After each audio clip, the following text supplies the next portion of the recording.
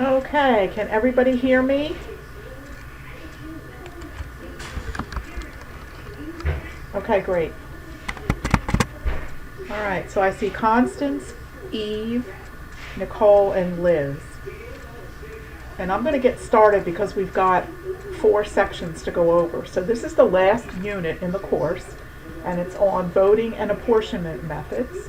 And we're going to start in section 14.1, which introduces all the types of voting methods that we're going to study in the course.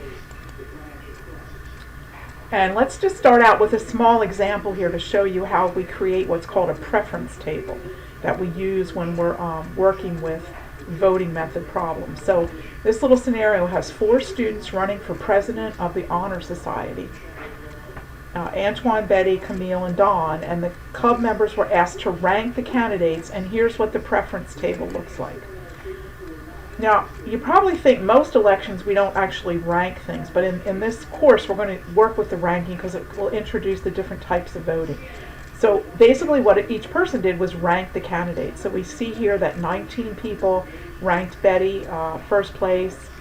Camille actually had 2 groups of votes, so she had 17 votes. Dawn had 11 and Antoine had 7. And then second place, third place, and fourth place. And looking down a column, it tells you that 19 people voted with this order of their preferences: Betty, Antoine, Camille, and Dawn. 15 people in this order, and so forth. And this is what's called a preference table. So how many students, we're going to work with in just a minute to make sure you understand how it's set up. How many students voted in the election is the first question. So to figure out how many voted, you just add up the number of votes right here. And in this case, 54 students voted in the election. So you're always going to look across the top of the preference table to add up the total number of votes. The second question wanted to know how many people selected the candidates in the order CADB. CADB, and that's right here. So 15 people voted the candidates in that order from first place to fourth place. And then the last question was how many students selected Camille as their first choice. So we look across the first row here, and Camille actually appears in 2 places. So she got a total of 17 first place votes. And again, we'll use those preference tables as we work through the different methods. So the first method, and we had some discussion in the discussion topic on the plurality versus majority. Plurality method is the easiest one, and it's the person that gets the most votes. And it's easiest especially when there's more than 2.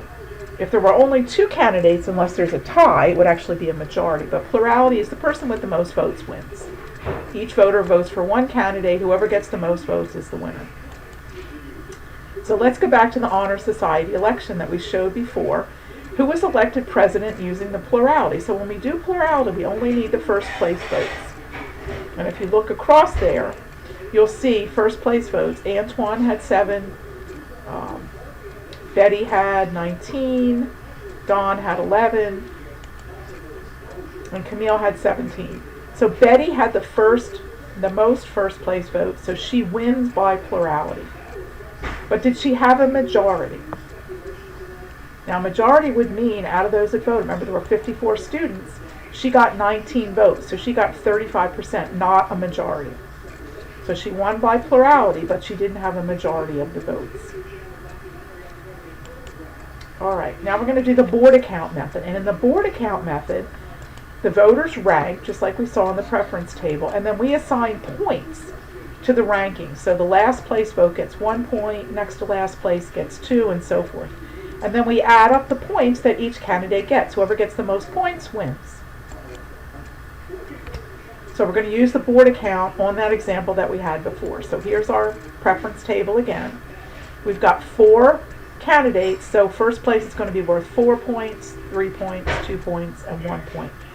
And we're going to go through candidate by candidate and see how many points each one got. And keep in mind that Betty won, remember, by plurality. So let's go through and let's work on Antoine first. I'll do them in alphabetical order. So Antoine had 7 first place votes, so he gets 7 times 4 points, or 28 points. For second place, Antoine had 34. And those are worth 3 points, so he gets 102 points for second place. He had 11 third place votes, so 13, I'm sorry, 13, 11 plus 2, 13. So he's got 26 points, and he didn't get any last place votes.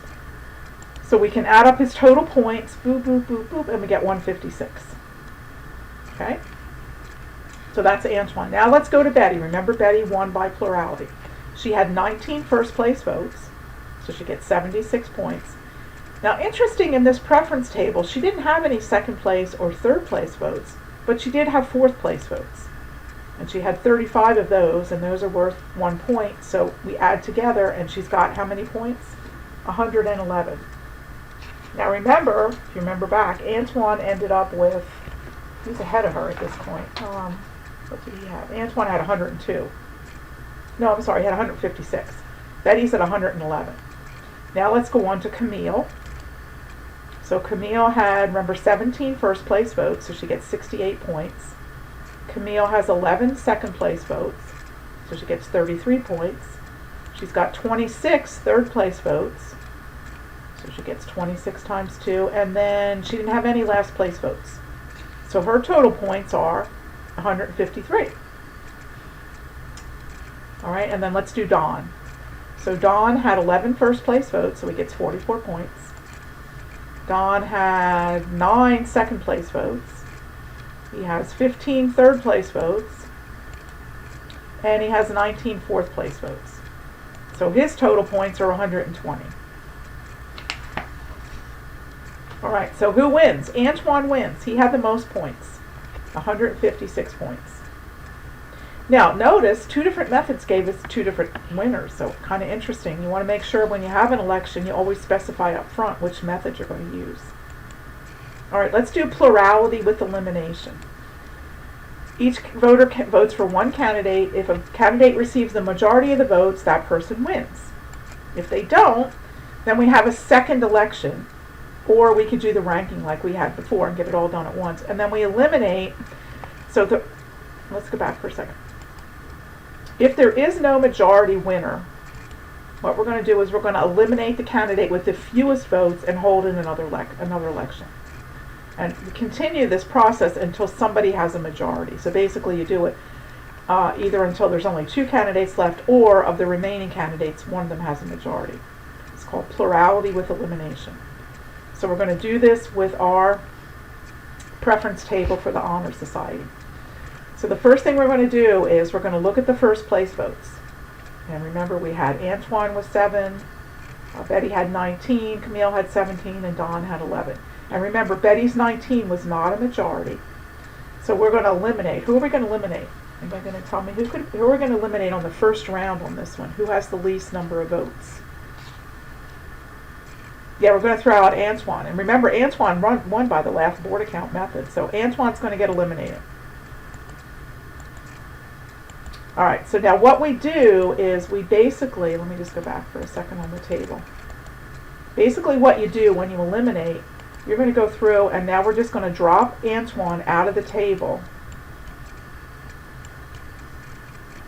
And then all the rows are going to shift. So in other words, this first row is going to become B, C, D.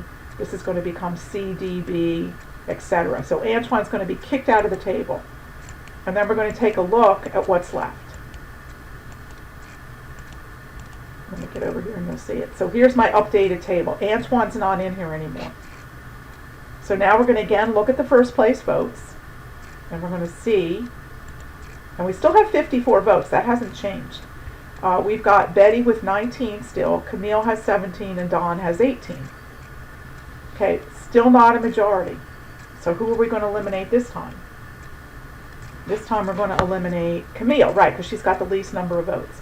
So again, the preference table is going to be updated to remove Camille. And here's the new preference table. Now, notice what happened when we eliminated Camille. Don all of a sudden moved up to first place. And so now, if we count up the first place votes, Don has the most, and he has the majority.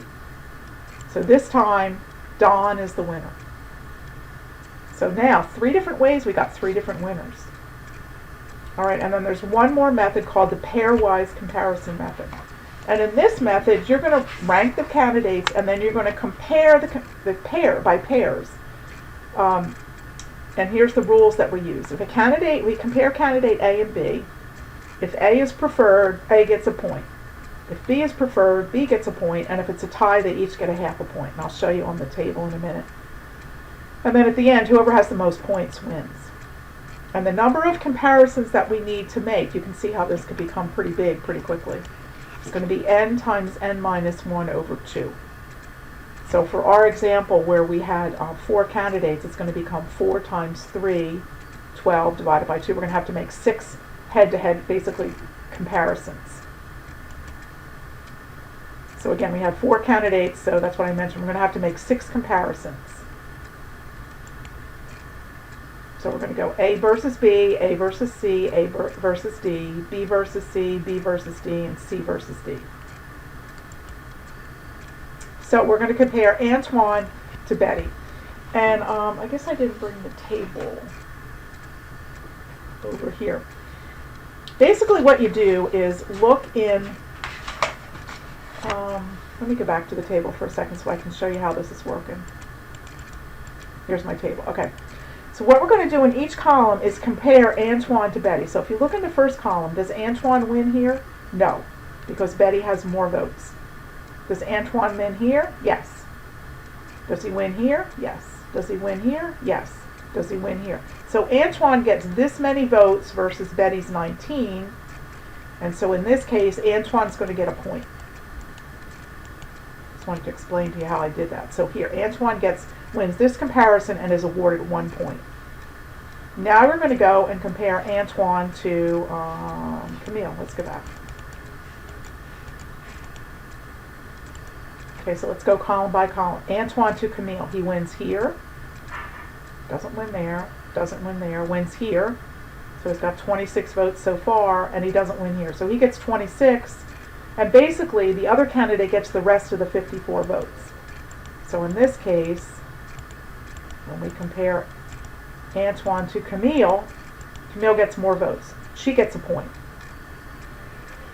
And I'm not going to flip back to the table. You could look at that later if you want. When we compare Antoine to Don, Antoine has a lot of votes. So he gets another point here. Okay, so right now Antoine's got 2 points and Camille has 1 point. Now we need to go Betty versus Camille. And again, if you look at that table, Betty's got 19, Camille has the rest, so Camille gets a point. So now we've got 2 for Camille and 2 for Antoine so far. Now we need Betty versus Don. And Betty only gets 19, Don gets 35, so he gets a point. And we've got one more comparison, and that's Camille versus Don. And if you look at that table, Camille wins. So overall, Antoine had 2. Betty got no points here. Camille got 3, and Don got.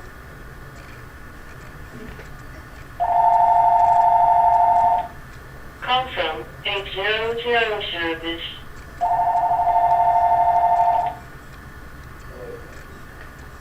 Sorry, my phone was ringing and I didn't want you to hear that. Betty got no points, Camille got 3, and Don got 1. So Camille got the most points. She wins. Now, if there's a tie, what are you going to do? All right, and let me just go back for a second. In this election we just went through with the Honor Society, 4 different methods gave us 4 different winners. So it's really important before you do an election, obviously, to set the ground rules on how you're going to count the votes. What if there's a tie? You can do something like flipping a coin, bringing in an additional voter. Robert Rules of Order, the president of the group votes only to break a tie.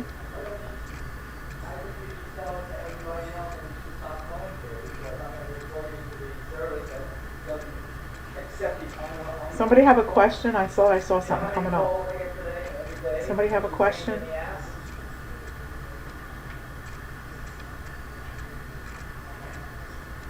Rich, please go in the other room.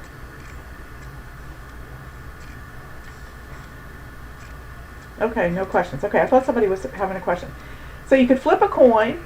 You could bring in another voter. You could use Robert's Rules where the president of a group votes to break a tie. You could use the Borda count. whatever, pairwise comparison, whatever it is you want to do, you just want to make sure you specify it before the election is held. All right, because as we just saw, different tie-breaking methods could produce different winners. So you want to specify beforehand what method will be used in the event of a tie. All right, so we went over 4 methods. We went over plurality, we went over plurality with elimination, we went over Borda count, and we went over pairwise comparison. Now, in the next section, we're going to talk about the flaws of the voting systems. So they're not perfect. And one thing I wanted to mention, because some of you, I think, were also mentioning this in the discussion, the way that we elect a president in the United States is called an indirect method, and it doesn't follow the rules that we're talking about here. The reason it's an indirect method is because when you vote, you're actually voting for electoral college representatives who will then convene to select the president.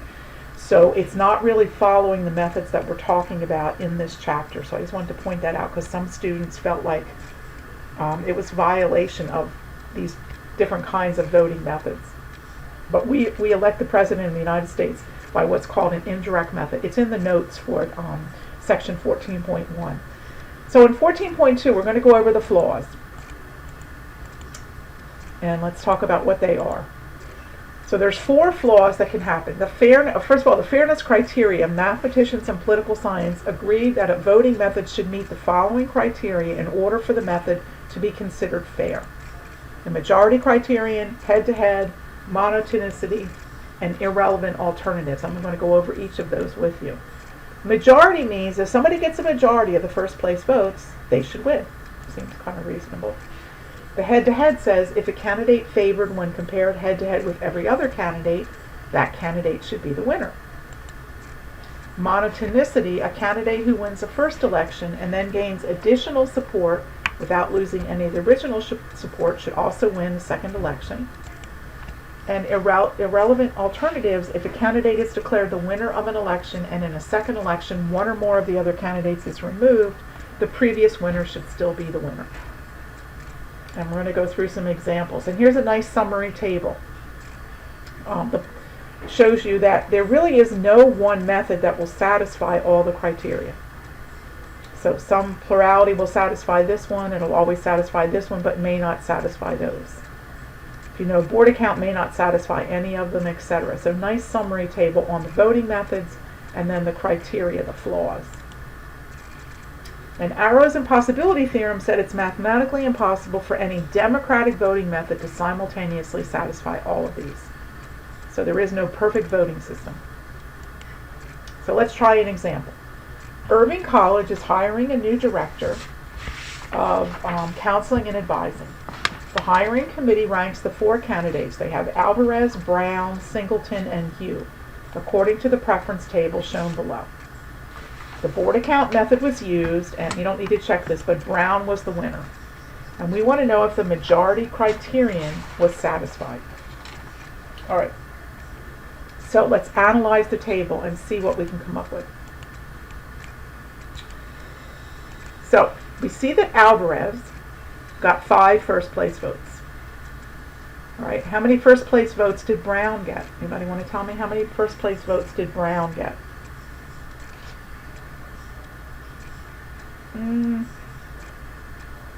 How many did Brown get? Yeah, Brown only got 4 each. Right here, 3 plus 1, 4. So, now remember, Brown won by Borda count. So is this going to violate the majority criterion? It's not being satisfied, it's violating it. There's a flaw of this particular election. So Borda count gave the winner, gave the election to Brown, but we see that Brown didn't have the majority or the most first place votes. So there's a violation. The majority criterion is not satisfied. Now, violating one of the criteria, a particular method may violate one and not another. So there's not a consistent way to know that without checking. Let's try another one. The board of directors at the Limited is considering 3 different restructuring plans, A, B, and C. The 11 members of the board voted the preferences in the table shown below. And if plurality is used, what will win? So which method would, which plan rather, would win if we use the plurality method? Anybody want to try? Remember, you just look at the first row and there's 3 plans. Which one would win? Yes, C would win, right? Because it's got 5 votes. Okay, so C would win. Now we want to know, is the head-to-head criterion satisfied?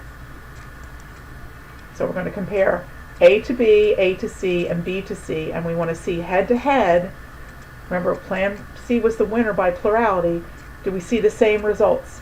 And this is the head-to-head criterion. So if we compare A to B, we see A wins here, A wins here, so it gets 6 votes.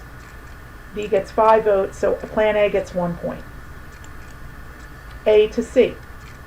A to C wins here, that's all. So it gets 4 points. And plan B gets the rest. So plan A gets another point. Now B to C. B, that's it. So it gets 6 points. C gets 5 points, so plan B gets 1 point. So who won on the head-to-head? We picked plan C by plurality. However, it fails when we do the head-to-head. So in this case,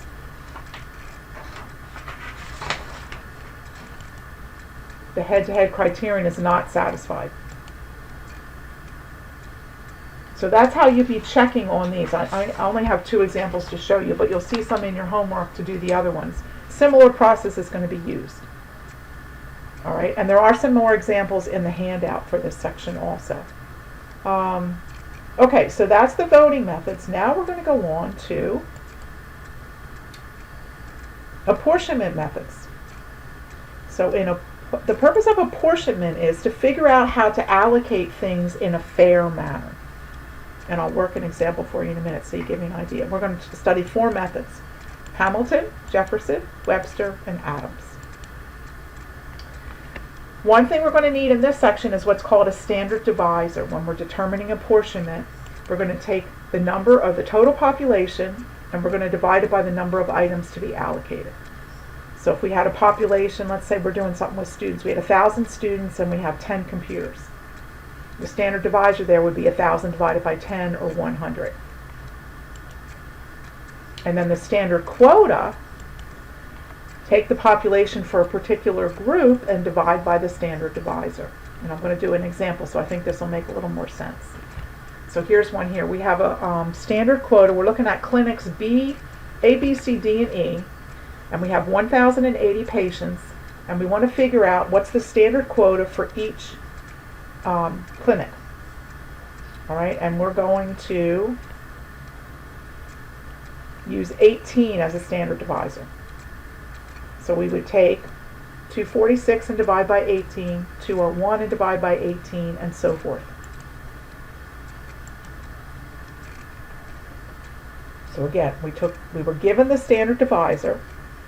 We took the total, divided by 18, and we came up with each of the figures here, and these are called the standard quotas. And if you notice, we're trying to allocate 60 items here, whatever they happen to be. And this may not come out to be the exact number of items to be allocated, which is where we get into some of the rules that we have to work with, or the different systems. All right, so the lower quota is the standard quota rounded down, and the upper quota is the standard quota rounded up. So let me just go back for a second. So if we were looking at the upper quota here, this would round up to 14, this would round up to 12, 11, 12, 13. Lower quota, this would round down to 13, 11, 10, 11, 12. So of the methods we're going to study, some of them round down, some of them round up. So let's look at Hamilton's method. So here's what you do. Calculate the standard divisor for the particular situation. Calculate each group's standard quota. Then you round down, so you get the lower quota. And then you see if you've got everything allocated. If you haven't allocated all the items that you started with, then you give the leftovers to the groups with the largest fractional parts until everything is distributed. So let's work an example. So we're going to use the Hamilton method to distribute 60 doctors to the 5 clinics that we looked at before. All right, so here was the standard quotas that we had. Hamilton says round down. So I went to 13, 11, 10, 11, 12. I add them up.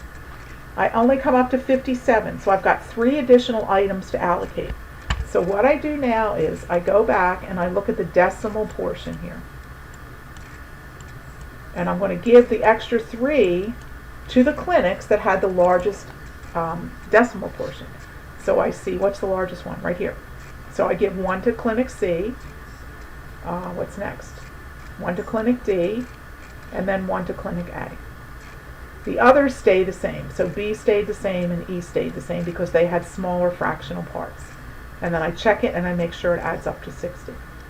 This is called the Hamilton method of apportionment. Probably the simplest one to do. All right. And then there's what we just talked about. Now, the quota rule says that apportionment for every group under consideration should either be the lower or the upper quota. It's called the quota rule.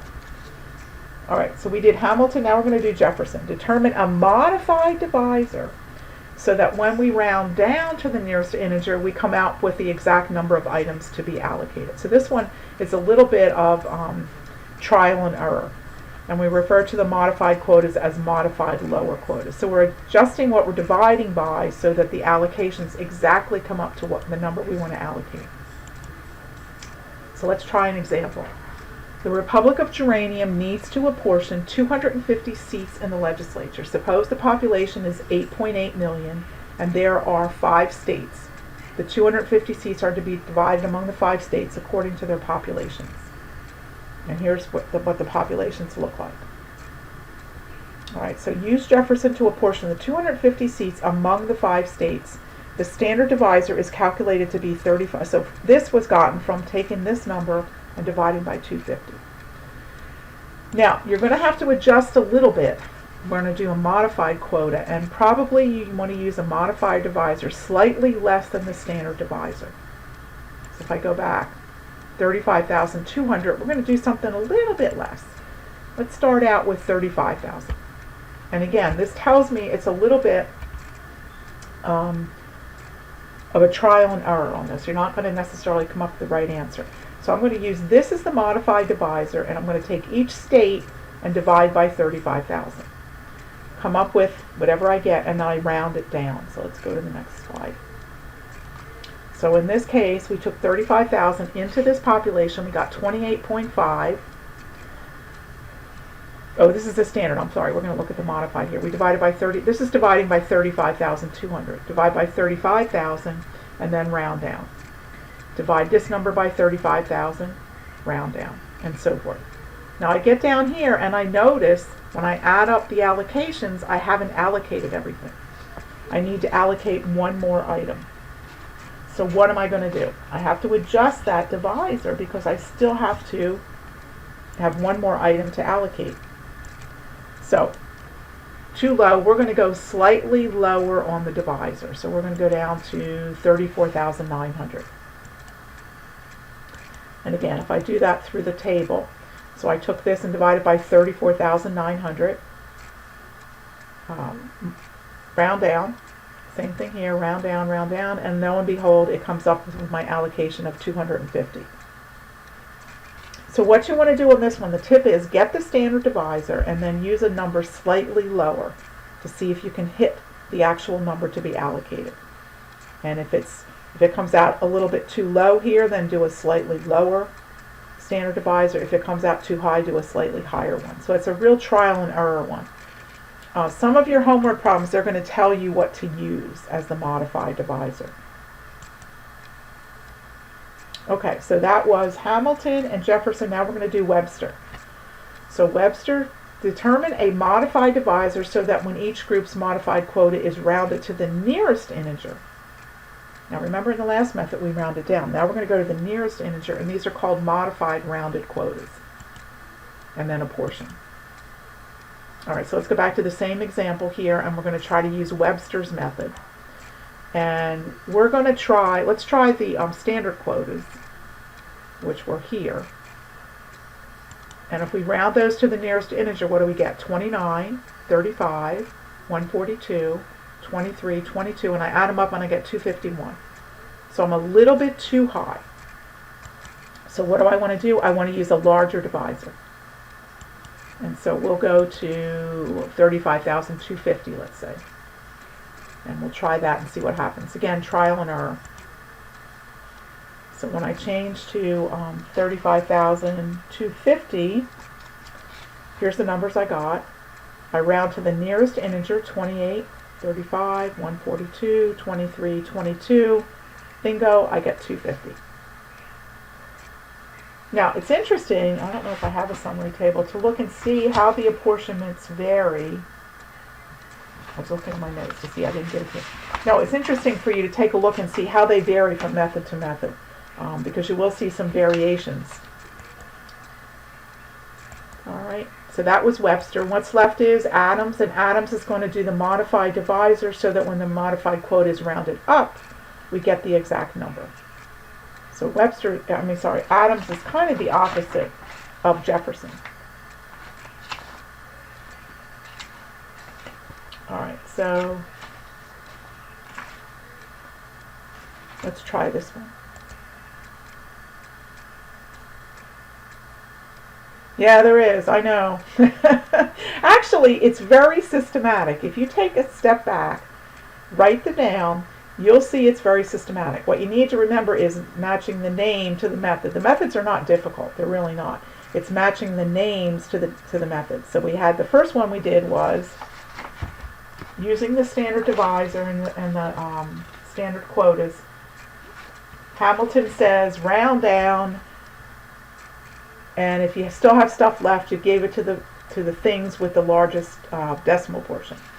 Okay, then we did Jefferson, and Jefferson did the modified lower quota. Webster did the modified quota, and then Adams is going to do the modified upper quota. So they're really very logical, actually. But let's take Adams now and do Adams. So you want to use a modified quota that means slightly smaller than the standard quota. So we're going to start with a larger divisor. We're going to try, remember we started at 35,200 as a standard divisor. We're going to try 35,400. And if you go on the next page, here was the standard quota, here's the modified, and remember Adams rounds up. 29, 35, 141, 23, 22, and we got lucky this time and we hit it right on the spot. 250. So we used a modified divisor of 35,400, rounded up, and we got a sum of 250. Perfect. Doesn't always work that way, but that one did. Of the four methods we discussed, here we go. Hamilton's uses a standard quota. Jefferson, Webster, and Adams all make use of a modified quota, and they can lead to violations of the quota rule. And here's a nice summary of the methods. Again, this is a nice table to take a look at in terms of how it's apportioned here. One thing I did want to mention, and again, this is in the notes, these kind of methods are used to allocate the House of Representatives when we do the census every 10 years. And none of these methods are actually the current one being used. If you look in the notes in my courses, you'll see it's mentioned in there. And there's a bit of history going along with it too as to which method was used first and then it was changed. But this is the same kind of idea. And notice here also there's a favoring portion.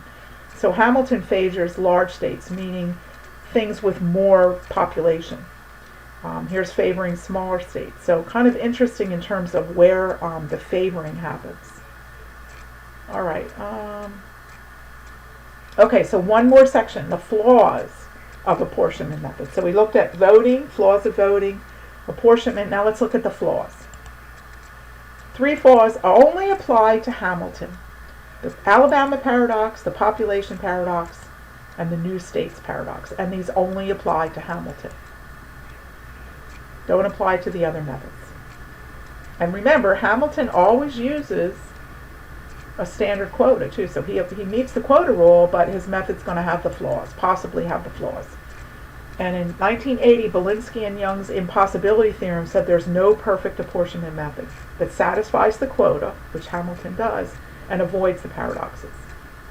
So the other methods, the flaws don't apply to them, but they don't use the quotas, so So the Alabama paradox occurs when an increase in the total number of items to be apportioned results in a loss of an item for a group. So let's do an example. So we have a small country, has a population of 15,000 people and 3 states. And we're going to apportion 150 seats among the 3 states according to their population. Show the Alabama paradox occurs if the number of seats is increased to 151. All right, so again, you're always going to use Hamilton's method to do the allocation. So we've got 15,000 population, 150 seats, so the standard divisor is 100. So we're going to take each population, divide by 100, and then remember, what did Hamilton do? Hamilton rounded down. So we have 149, we have 1 additional seat to allocate, and it's going to go to the state with the largest fractional portion, and it's going to go to this state right here. So here's Hamilton's apportionment method.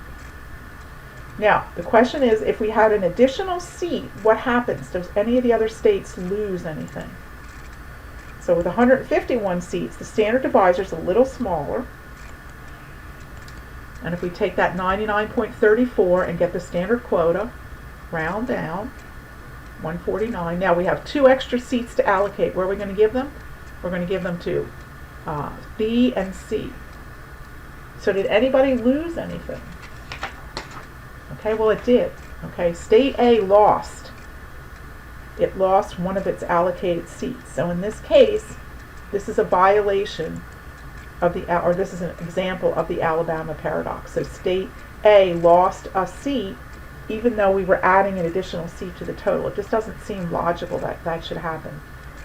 But sometimes, depending on how the numbers are allocated, it will. So this is a good example of the Alabama paradox.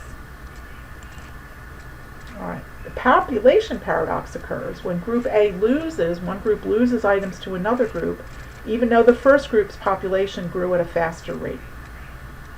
And so this is where we compare things over time. So we have a small country with 100,000 population, 3 states, and we have 100 seats to apportion, and we're going to use Hamilton's method. And so our standard divisor was, did I have it on the prior slide?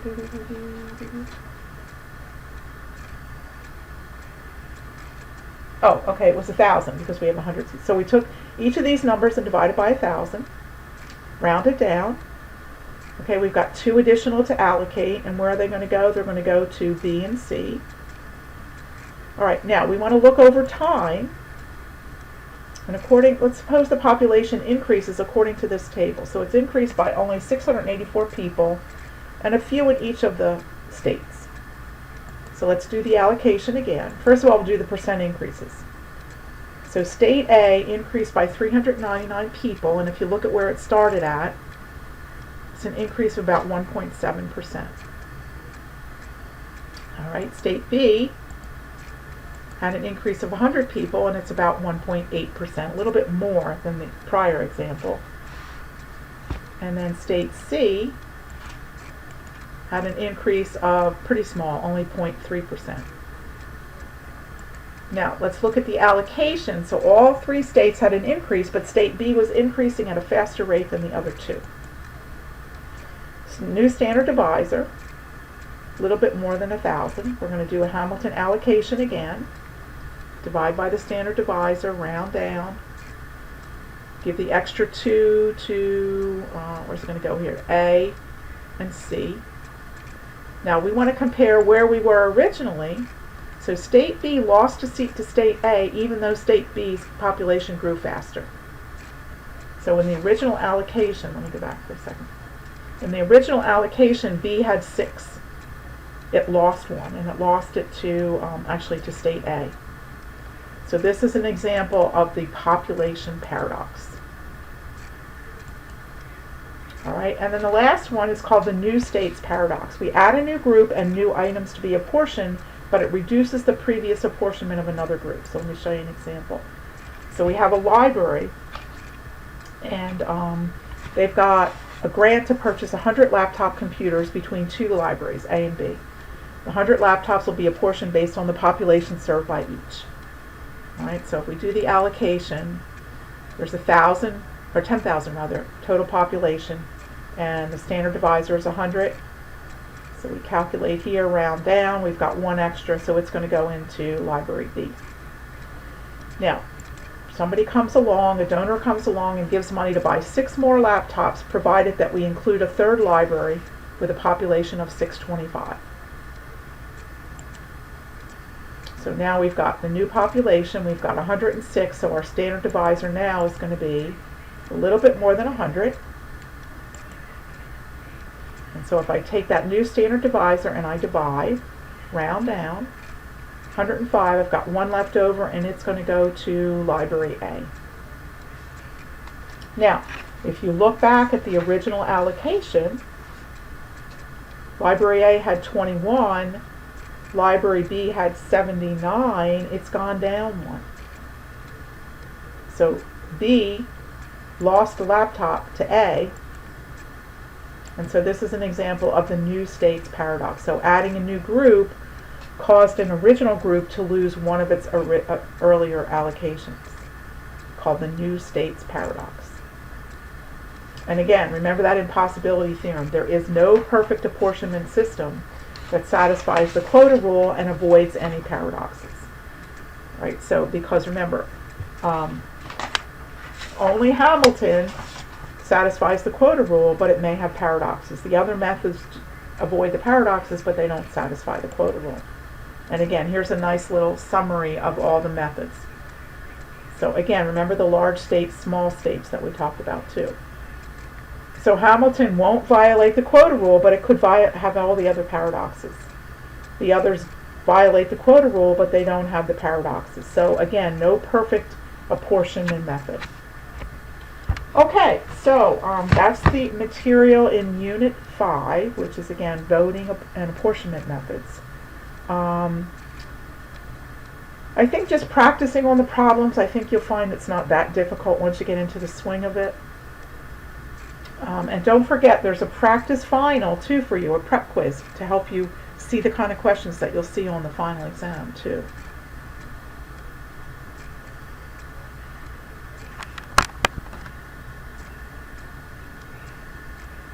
Oh, no, it's just units 3, 4, and 5, Eve.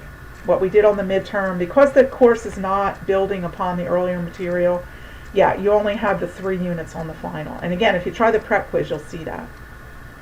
So units 1 and 2 are gone. They were on the midterm. The final will be on units 3, 4, and 5.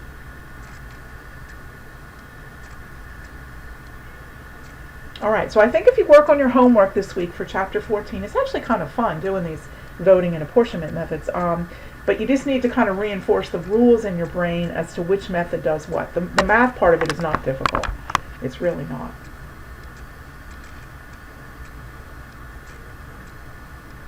All right. Well, thank you everybody for being cooperative. I just finished up some physical therapy. I had a shoulder injury, so I had a physical therapy appointment at 5, and I knew I wouldn't get home for 6, so that's why we did 6:30. But next week we'll go back to 6. It won't be. Next week too, we're going to go over a copy of the final prep quiz. So that'll help you get ready for the final exam. We're almost done, okay? So one more week and then the final, and you'll be at the end of the semester. So, yay, I know. You've been a great class.